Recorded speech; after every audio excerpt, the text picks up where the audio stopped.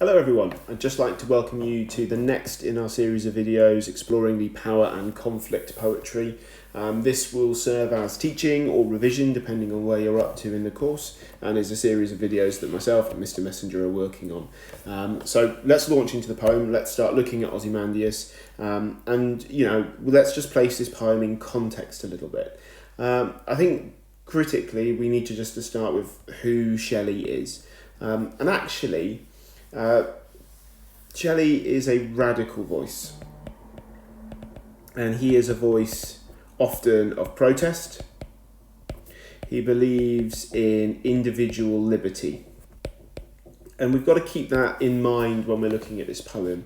He was often seen as a radical voice, and if you've watched the Blake video, I've already discussed some of the implications of the French Revolution. And again, Shelley would have seen the tyranny of the French Revolution and have reacted against that and opposed the kind of tyrannies that governments and monarchies were trying to impose in this period. But with Ozymandias, this is a poem that doesn't just speak to Shelley's own period, but it speaks to us today as well. And actually, I think its implications are wider and come forward in history, because actually this is really a poem about power. It's a poem about the nature of power. And we can think about dictators over history. We can go to the Russian regimes. We can consider countries today, North Korea, for example. Countries that are run by dictators that could be argued to be and seen to be as a tyrannical organisation. And this is something that you can do in terms of context when you're exploring these poems. It doesn't just have to be when a poet was writing in the time that the poet was written, but it could be how a poem speaks to us today. But it also can be how a poem represents a theme, and the base, core, central theme of this poem is the exploration of power. And I'd argue also that Shelley is equally interested in the nature of history. How history can change, shape, be reformed, be reworked. So we have those two wider themes, the nature of history and power. And these are our big themes, and they do serve as the context because Shelley's thinking is undoubtedly informed by those themes. So let's look at the poem as a whole. Let's consider some of the big ideas and images in this poem, and then we'll look at the poem's structure. And then we will take a tighter focus on the language of the poem as well. So, Ozymandias. I met a traveller from an antique land who said, 2 vast and trunkless legs of stone stand in the desert. Near them, on the sand, half sunk a shattered visage lies, whose frown and wrinkled lip and sneer of cold command tell that its sculptor well those passions read which yet survive, stamped on these lifeless things. The hand that mocked them and the heart that fed, and on the pedestal these words appear. My name is Ozymandias, King of Kings. Look on my works, ye mighty, and despair. Nothing beside remains. Round the decay of that colossal wreck, boundless and bare, the lone and level sands stretch far away. So, this poem starts all of a sudden, and we get going straight away. So we have the poetic voice. Okay, Mr. Messenger refers to the speaker. We can also call it the poetic voice. We say, I met a traveller from an antique land. So we start off in media res, which just means in the middle. Something has clearly happened before. This poetic voice has been on a journey already. We are partway through that journey and we are meeting someone. So this is a sudden and random encounter. And it's as though history is bursting out.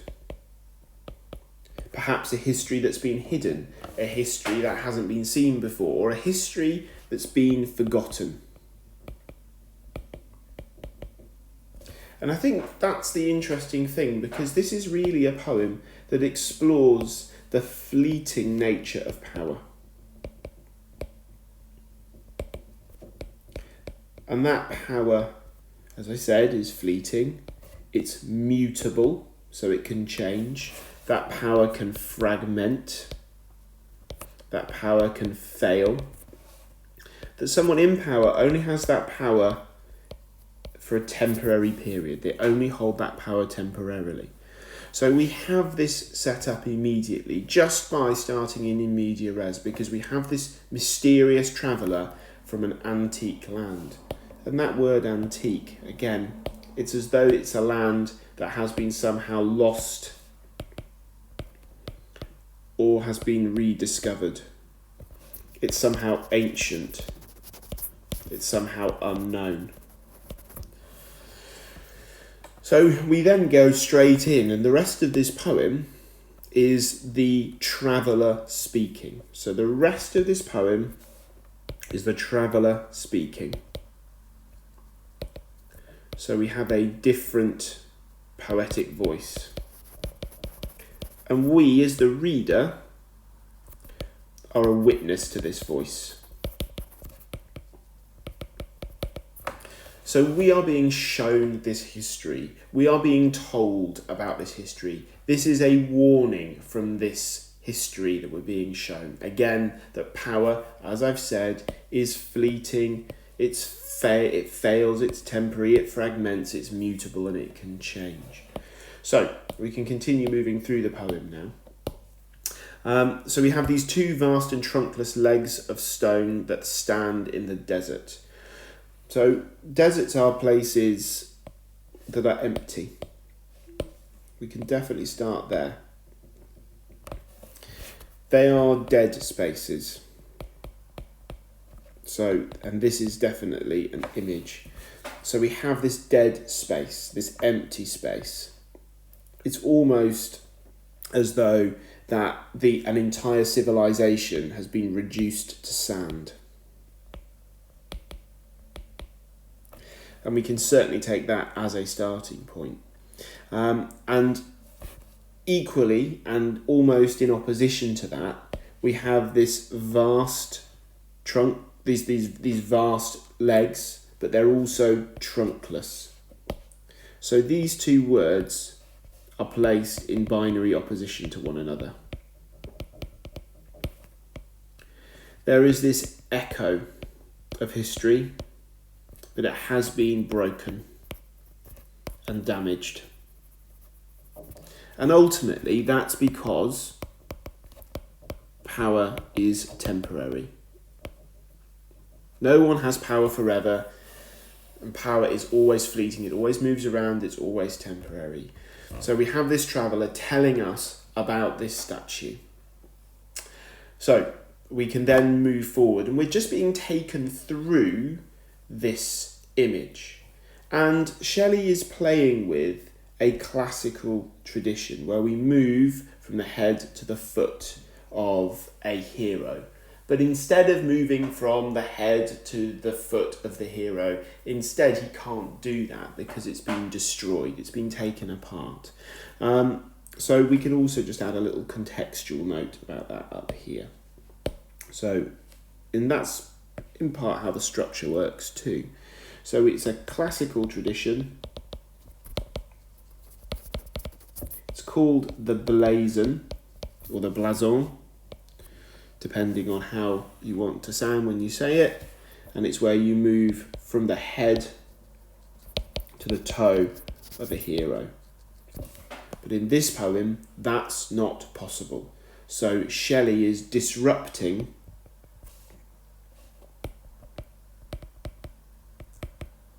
classical literary tradition. And that helps to reinforce that power is temporary, power is fleeting, power is mutable, and it is an unstable thing, having power. So near them on the sand, half sunk, a shattered visage lies. So we can look at this image next. This half sunk, a shattered visage lies. So the visage is a face. So it's the face of the statue that's half buried in the sand. And what an image that is, that the sand covers the face. It's in the process of burying the face. So this symbolises the nature of time and history. And there's loads of meanings that you could put with that, but I would go on to suggest that history and time consumes everything. And that everything is reduced to nothing. And you might remember in the exposure video I talked about negation, this no thing. And again, this is Shelley giving us a symbol of negation, of things being reduced to nothing, having everything stripped and taken away from them. Let's continue on. So, whose frown and wrinkled lip and sneer of cold command. So we have here, and the first indication that this is a statue of someone cruel, the wrinkled lip, there's nothing friendly there. A sneer is a hard look. The cold command, the emotionless command. And so we have immediately this sense that this is a tyrant. Oh, sorry about that. But this is a tyrant. This is someone who took charge. But what we also know is that tyrants are vain. And they would have statues built of themselves to celebrate themselves. Not interested in their country, but statues are symbols of power. They are representations of a leader's power. And here we have a statue crumbling and falling down. That power has been stripped away by time, by history. It's been utterly, utterly lost. And I think given that we've got all of these images of destruction and decay, we still have here this little phrase that the wrinkled lip, the sneer of cold command, which yet survive. Somehow, this image of tyranny has persisted. It hasn't quite been scrubbed out. And I think this speaks to Shelley's own knowledge that tyranny comes back again and again. That, Shelley sees that tyranny returns. It can't quite be deleted or erased. And he's very conscious of that. And again, Shelley's living through a period of time in terms of government structures that it's very, very unstable. The monarchy is itself unstable. You have confused and muddled lines of succession. You have different kings and queens who are all moving around in Europe. This is a period of genuine instability. And it's the first time also that the working populaces are gaining a voice, they're gaining a political voice, and they're rejecting pretty fundamentally much of what their governments have said to them over centuries. And he's commenting very explicitly on this here, that this dictator stamped on these lifeless things. Okay, so tell that this sculptor, while those passions red which yet survive, stamped on these lifeless things, the hands that mocked them and the heart that fed. This is an image, this is a symbol of crushing. Let's just zoom right in here. Of crushing and destroying.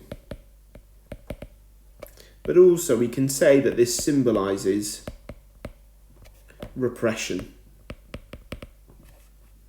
and freedom of speech. Tyrants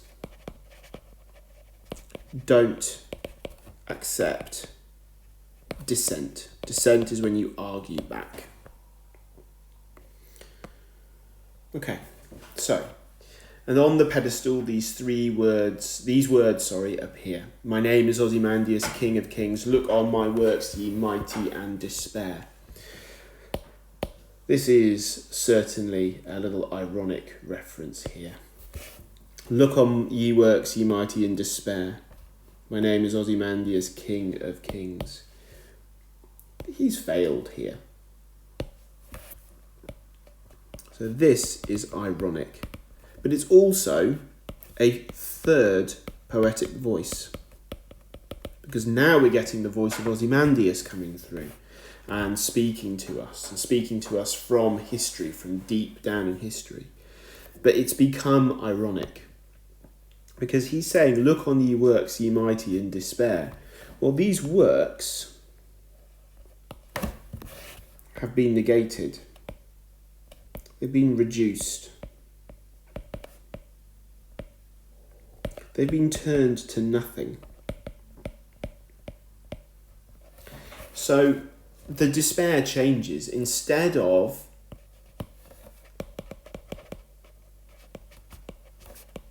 the fear of a tyrant, actually the despair, I think, is us seeing the desert and us seeing that no life remains. It's almost as though the outcome of tyranny and the abuse of power is destruction. And this means that Shelley is giving us a profound warning about tyranny, about the nature of tyranny and its destructive potential, as well as being a reminder that tyrants and power doesn't last. And I've mentioned negation a few times, but here we get that word most strongly associated with negation: nothing. No thing. Everything has been reduced and destroyed. And in terms of the nature of history, and a further comment on that theme, only fragments remain. And these fragments are a total loss of all power. There's no structure left. There's no governing order left. There's just sand in the desert and a single statue left there. And Shelley gives us that, and as we get to the end of this sonnet. So round the decay of that colossal wreck, boundless and bare, the lone and level sands stretch far away. Boundless and bare, the lone and level sands stretch far away. And this symbolises that the destruction is total. And it has been caused by tyranny. So it stretches far away. It extends out indefinitely. There's no end point to it. And in that sense, we could also say, and take this a little bit further, that this destruction has the potential to consume everything. So that should give you an overview of Ozymandias and an initial set of meanings. And I'm going to split this now into a second video where we'll look next at the structure and look closely at some of the language and explode some quotations and take those apart in some detail.